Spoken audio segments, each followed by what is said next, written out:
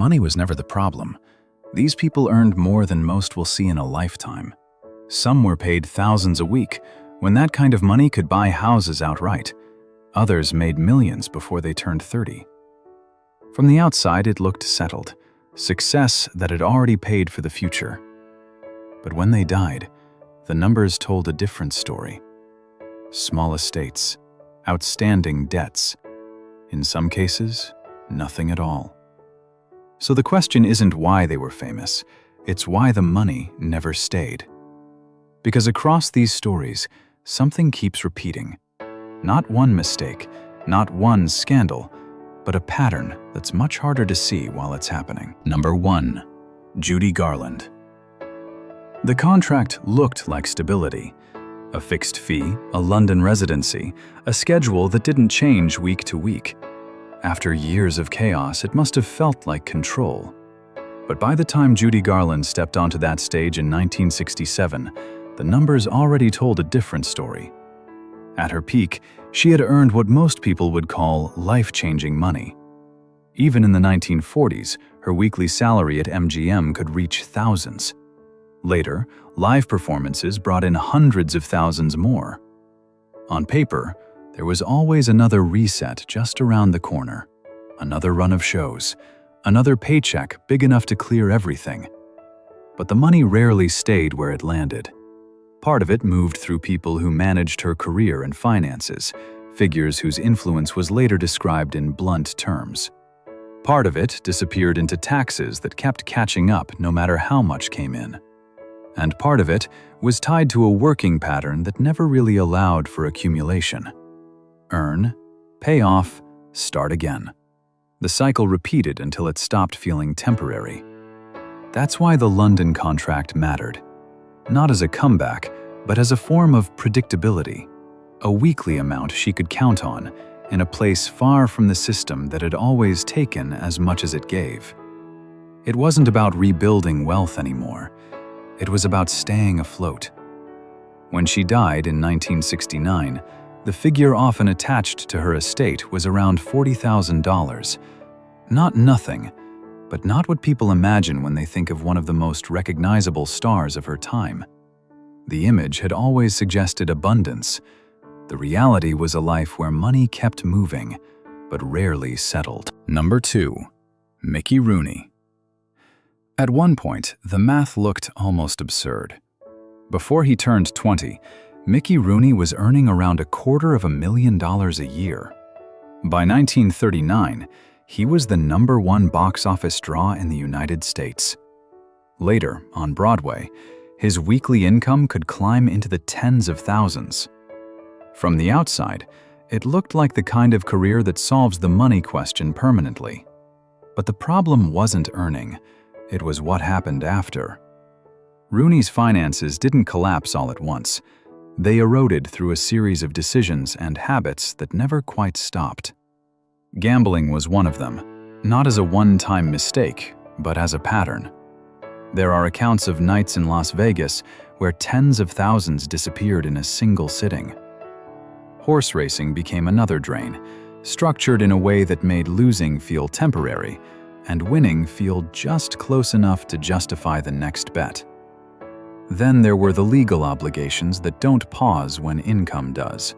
Divorces, support payments, tax debts. Fixed outflows that kept demanding cash whether he was working or not. When he filed for bankruptcy in 1962, after earning millions over his career, the paperwork showed almost nothing left in assets. The money had passed through, but it hadn't stayed. Late in life, another layer emerged. Rooney claimed he had effectively lost control over what remained of his finances, pointing to years of pressure from people close to him. The courts eventually recorded a multi-million-dollar judgment in his favor. On paper, it looked like restitution.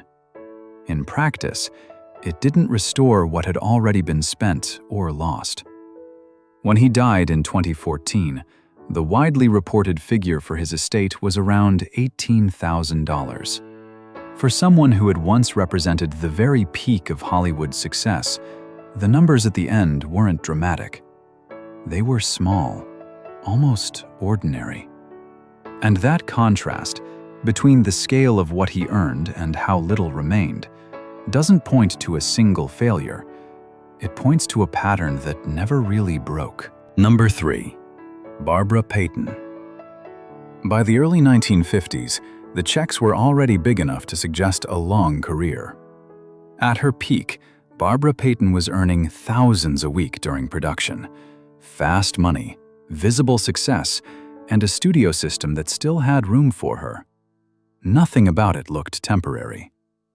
What changed wasn't the income overnight. It was the way her ability to earn started narrowing. The turning point came in 1951, not through a contract or a box office number, but through a scandal that moved far beyond the set. The fight involving Franchot Tone and Tom Neal didn't just make headlines, it reshaped how she was seen inside the industry. After that, the offers didn't disappear immediately. They shifted. Smaller roles, lower budgets, less leverage. The kind of work that keeps money coming in, but at a reduced scale. She tried to adapt, touring to capitalize on publicity, moving into lower-tier films, even going overseas for work. Each move brought in something, but not enough to match what had been lost. And the expenses didn't adjust at the same speed. The lifestyle, the expectations, the need to maintain a certain image, they tend to lag behind the decline. By the early 1960s, when she published her memoir, I Am Not Ashamed, it wasn't positioned as a comeback. It was a way to generate income at a point when acting work had nearly dried up. The attention it brought didn't translate into stability. Accounts of her final years describe a level of financial desperation that no longer resembled her earlier life at all. Not a slow fading out, but a collapse into situations that had nothing to do with the career she started with. When she died in 1967, there was no estate to speak of, just the remnants of a trajectory that had once moved very quickly in the opposite direction. The public image had suggested momentum. The reality was how quickly that momentum could reverse, and how little protection there was once it did. Number 4. Veronica Lake. For a while, the image did most of the work. The hair, the voice, the stillness in her performances. Veronica Lake didn't just appear in films, she was instantly recognizable in a single frame. In the 1940s, that kind of recognition translated into real money. Weekly earnings in the thousands, top-tier roles, and the sense that her position in the industry was secure. But recognition isn't the same as reliability. The shift didn't come from one event. It built over time. On set, she developed a reputation for being difficult to work with. At the same time, her personal life began to unravel. Alcohol became more present, and the line between professional and private instability started to blur.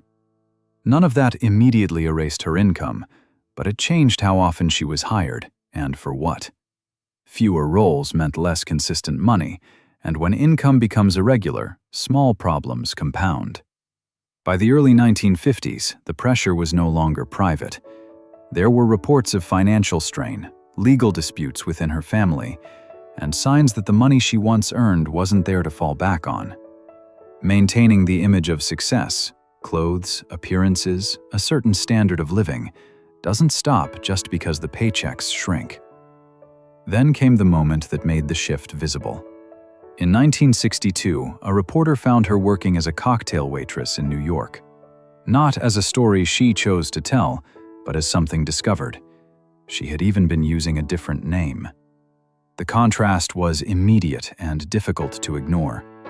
There was a brief return to attention after that, a few performances, a flicker of renewed interest, but it didn't rebuild what had already been lost. The work remained inconsistent, and the underlying pattern didn't change. When she died in 1973, there was no financial recovery behind her. The image that once generated steady income had outlasted the system that supported it, and once that system moved on, recognition alone wasn't enough to replace it. Number 6. Frances Farmer. The contract was supposed to make things simple.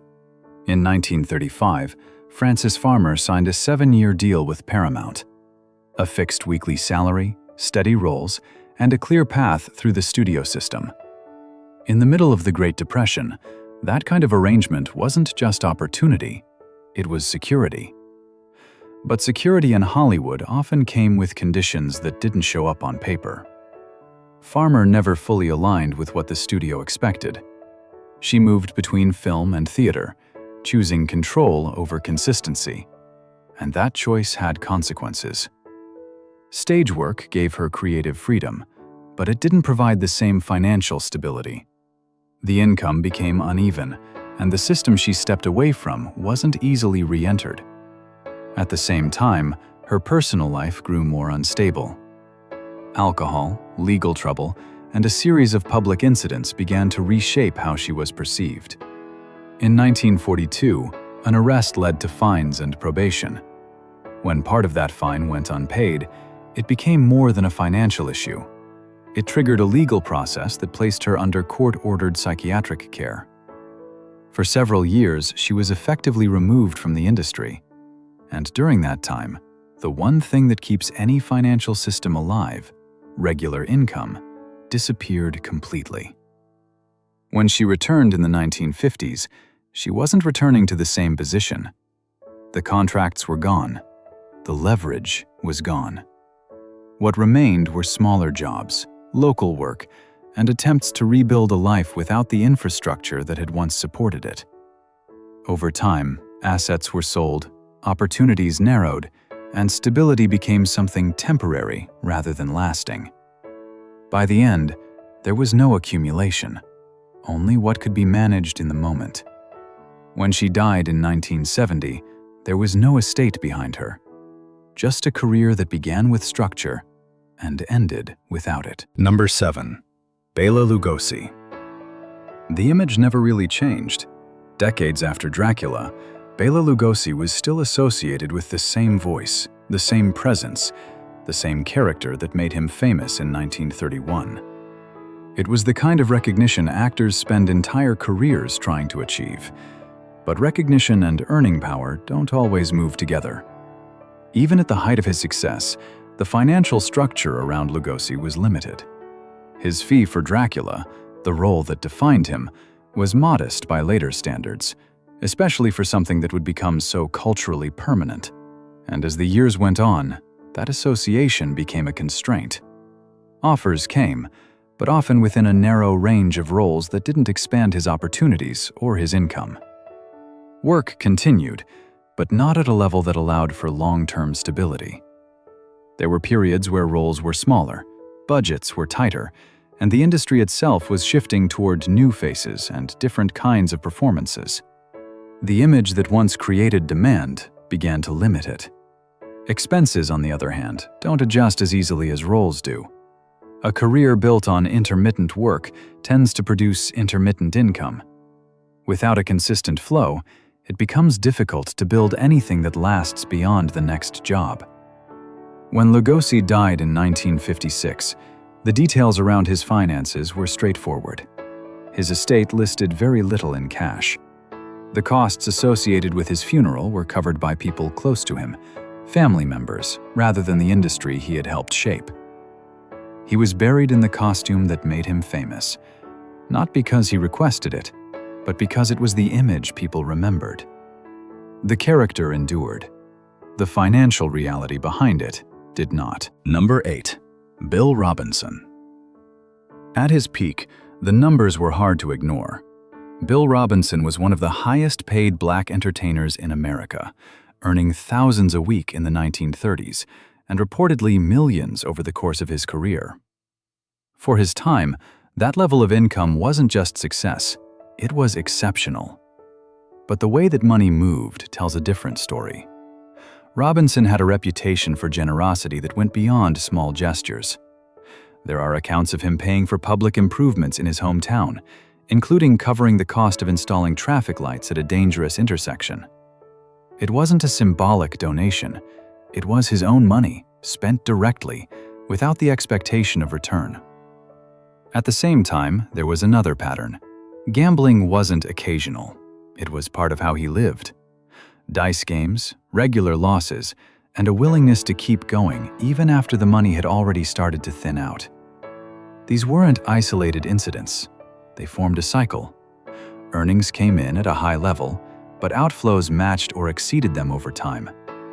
Unlike some others, there wasn't a single collapse point.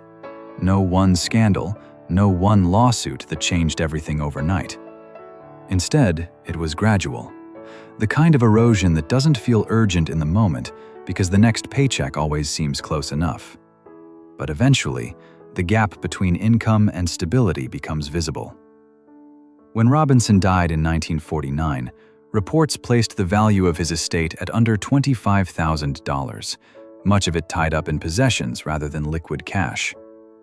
The expenses surrounding his funeral were handled by others, not by a reserve he had built himself.